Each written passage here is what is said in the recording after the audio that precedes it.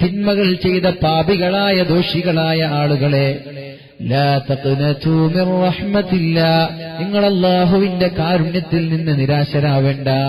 ഇനി ഞാൻ നന്നാവൂല, ഇനി എനിക്ക് തൗബയിൽ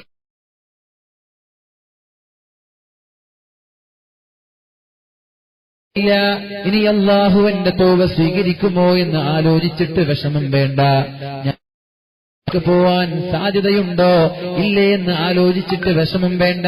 അല്ലാഹു പറയാണ്, ഖുൽ യാ ഇബാദിയല്ലദീന അസ്റഫൂ അലാ അൻഫുസിഹിം, നിങ്ങൾ എത്ര തെറ്റ് ചെയ്താലും ലാ തഖ്നതു മിർ റഹ്മത്തില്ലാ, അല്ലാഹുവിന്റെ കാരുണ്യത്തിൽ നിന്ന് നിങ്ങൾ നിരാശരായി പോവല്ലേ. അല്ലാഹു ഗഫൂറാണ്, അല്ലാഹു റഹീമാണ്.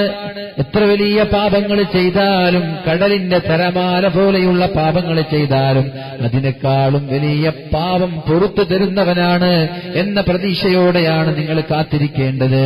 ഇന്നല്ലാഹ യഗ്ഫിറുദ് ദുനൂബ ജമീആ, എത്ര വലിയ തെറ്റ് ചെയ്താലും, എത്ര വലിയ പാപങ്ങൾ ചെയ്താലും രാത്രിയുടെ യാമങ്ങളിൽ കരഞ്ഞു കരഞ്ഞു കരഞ്ഞു അല്ലാഹുവിനോട് ദുആ ചെയ്താൽ, അല്ലാഹുവേ ഇനി ഞാൻ ആവർത്തിക്കില്ല, ഇനി ഞാൻ തുടരില്ല എന്ന ആത്മാർത്ഥമായ വിശ്വാസത്തോടുകൂടി അല്ലാഹുവിനോട് ചോദിച്ചാൽ അല്ലാഹു പുറത്തു തരാത്ത പാപങ്ങളുണ്ടോ? അല്ലാഹു പുറത്തു തരാത്ത പാപങ്ങളുണ്ടോ? ശിർക്ക് ചെയ്താൽ വരെ നമ്മളൊക്കെ പറയപ്പെടാറുണ്ട്, ശിർക്ക് ചെയ്താൽ അല്ലാഹു മാപ്പ് നൽകില്ല എന്ന്. അല്ലാഹു അല്ലാതെ മറ്റൊരാളെ പങ്കു ചേർത്താൽ അല്ലാഹു മാപ്പ് തരില്ല എന്ന് നമ്മൾ പറയാറുണ്ട്. ഞാൻ ചോദിക്കട്ടെ, മുശ്രിക്കായ ഒരാൾ, അല്ലാഹുവിനോട് മറ്റൊരാളെ പങ്കു ചേർത്ത ഒരാൾ, അയാളും രാത്രിയിൽ കരഞ്ഞുകൊണ്ട് ഖേദത്തോടെ പടച്ച റബ്ബിലേക്ക് മടങ്ങിയാൽ, അല്ലാഹുവേ കഴിഞ്ഞുപോയ പാപങ്ങൾ പുറത്തു തരണേ എന്ന് കരഞ്ഞു ദുആ ചെയ്താൽ അല്ലാഹു അയാൾക്കും പുറത്തു കൊടുക്കൂലേ? അല്ലേ? ശിർക്ക് ചെയ്തു അയാൾ തൗബ ചെയ്താൽ പുറത്തു കൊടുക്കൂലേ? പാപമില്ലാത്ത, തൗബയില്ലാത്ത ദോഷം, അല്ലാഹു പൊറുക്കപ്പെടാത്ത ദോഷം ശിർക്കാണെന്ന് പറയപ്പെടാറുണ്ട്. എന്താണ് അതിന്റെ അടിസ്ഥാനം? എന്താണ് അതിന്റെ യാഥാർത്ഥ്യം? നമ്മൾ ചെയ്യുന്ന തെറ്റുകൾ ഒരുപക്ഷേ അല്ലാഹു നമ്മൾ തൗബ പോലും ചെയ്യാതെ അല്ലാഹു പുറത്തു തന്നേക്കാം. ശ്രദ്ധിക്കണേ എന്റെ സഹോദരങ്ങളെ, തൗബ പോലും ചെയ്യാതെ, ദുആ പോലും ചെയ്യാതെ, ചെറിയ ഒരു കാരുണ്യം കൊണ്ടുവരെ അല്ലാഹു നമ്മുടെ പാപങ്ങൾ പുറത്തു തന്നേക്കാം. ശ്രദ്ധിക്കുന്നുണ്ടോ? ശ്രദ്ധിക്കുന്നുണ്ടോ? നായയ്ക്ക് വെള്ളം കൊടുത്തതിന്റെ പേരിലാണ് വ്യഭിചാരിയുടെ പാപം അല്ലാഹു പുറത്തു കൊടുത്തത്. ആലോചിക്കണം നമ്മൾ. അത് കേട്ടിട്ട് പോയാ പോരാ. അയാൾ തൗബ ചെയ്തിട്ടുണ്ടോ? അവർ തൗബ ചെയ്തിട്ടുണ്ടോ? നായയ്ക്ക് ദാഹിച്ചു വലയുന്ന നികൃഷ്ടമായ, നിന്ദ്യനായ ഒരു നായയ്ക്ക് വെള്ളം കൊടുത്തതിന്റെ പേരിൽ വ്യഭിചാരിയായ സഹോദരിക്ക് അല്ലാഹു തൗബ സ്വീകരിക്കുകയും വ്യഭിചാരിയായ സഹോദരിയെ അല്ലാഹു സ്വർഗത്തിലേക്ക് കൊണ്ടുപോയതും വളരെ സ്വഹീഹായ ഹദീസല്ലേ? തൗബ ചെയ്തിട്ടുണ്ടോ?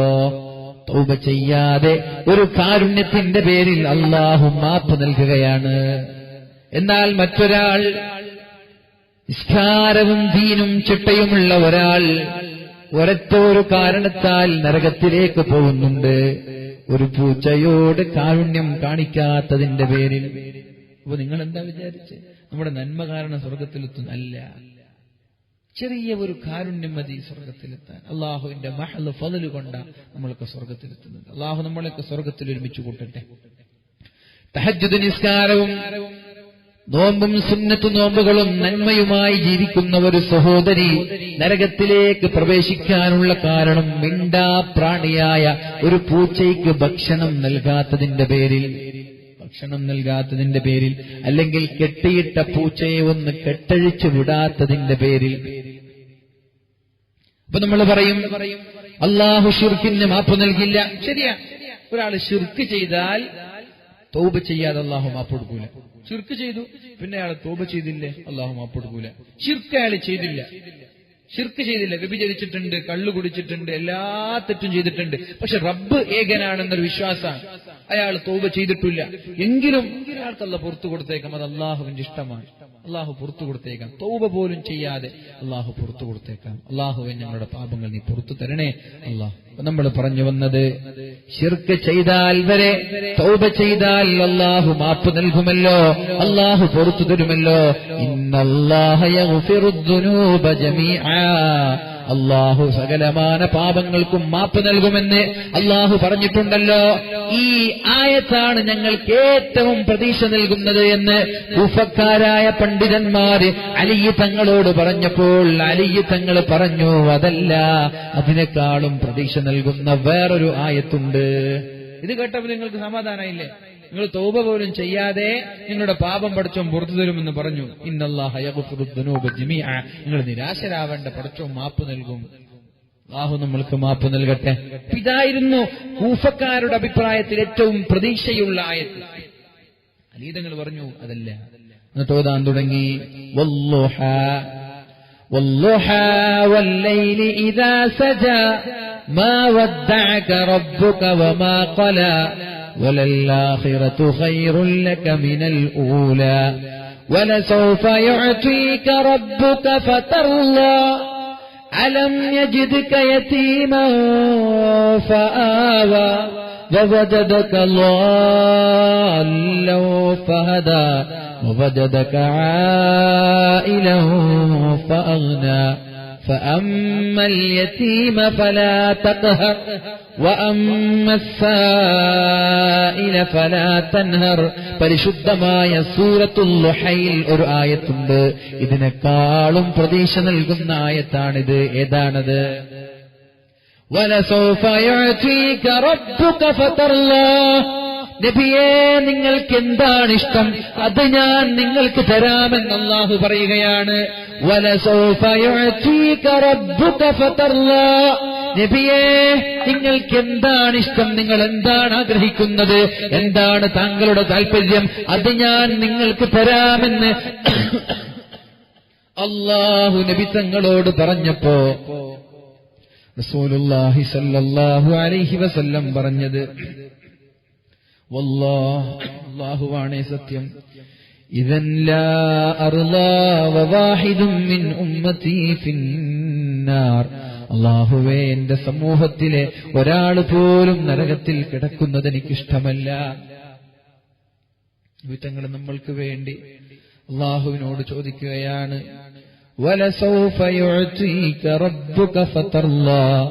നബിയേ, നിങ്ങൾക്ക് എന്താണ് വേണ്ടത് എന്ന് ചോദിച്ചപ്പോ റസൂലുള്ളാഹി സ്വല്ലല്ലാഹു അലൈഹി വസല്ലം അല്ലാഹുവിനോട് പറയുന്നത്, നിങ്ങൾക്ക് ഇഷ്ടമാവുന്നത് ഞാൻ തരാമെന്ന് പറഞ്ഞപ്പോ അല്ലാഹുവിന്റെ ഹബീബ് പറഞ്ഞത്, ഇദൻ വല്ലാഹ്, അല്ലാഹുവാണേ സത്യം, അല്ലാഹുവേ നീയാണ് സത്യം, ലാ അർളാ, ഞാൻ തൃപ്തിപ്പെടൂല, ഞാൻ ഇഷ്ടപ്പെടൂല, വവാഹിദും മിൻ ഉമ്മതി ഫിന്നാർ, എന്റെ സമുദായത്തിൽപ്പെട്ട ഒരാൾ പോലും നരകത്തിൽ കിടക്കുന്നത് എനിക്കിഷ്ടമല്ല. എന്താർത്ഥം? മുസ്ലിം സമൂഹം എല്ലാവരെയും ഞാൻ സ്വർഗത്തിൽ കൊണ്ടുപോകും. വഉഖ്രിജുഹും മിനന്നാർ, നരകത്തിലേക്ക് ചെന്ന് എന്റെ സമുദായക്കാരുടെ കൈ പിടിച്ചുകൊണ്ട് ഞാൻ വഉദ്ഖിലുഹുമുൽ ജന്ന, അവരെ ഞാൻ സ്വർഗത്തിലേക്ക് കൊണ്ടുപോകുമെന്ന് പരിശുദ്ധ റസൂലുള്ളാഹി സ്വല്ലല്ലാഹു അലൈഹി വസല്ലം തങ്ങൾ പഠിപ്പിക്കുമ്പോ ആ ഹബീബിനെയല്ലേ സ്നേഹിക്കേണ്ടത്? അതിന് പകരം വേറെ ഒരാളെ പകരം വെക്കാൻ പറ്റുമോ? ഇങ്ങനെയാണ് വേറൊരാളെ പകരം വെക്കുക. നമ്മൾക്ക് വേണ്ടി ജീവിച്ചു, നമ്മൾക്ക് വേണ്ടി ലോകത്തോട് വിട പറഞ്ഞു പോയ ആ മഹാനെ സ്വഹാബാക്കൾ സ്നേഹിച്ചത് പരിധിയില്ലാത്ത സ്നേഹമായിരുന്നു. മഹാനായ സൗബാൻ റളിയല്ലാഹു അൻഹുവിന്റെ മുഖം മുഖമാകെ വിവർണമായിരിക്കുകയാണ്.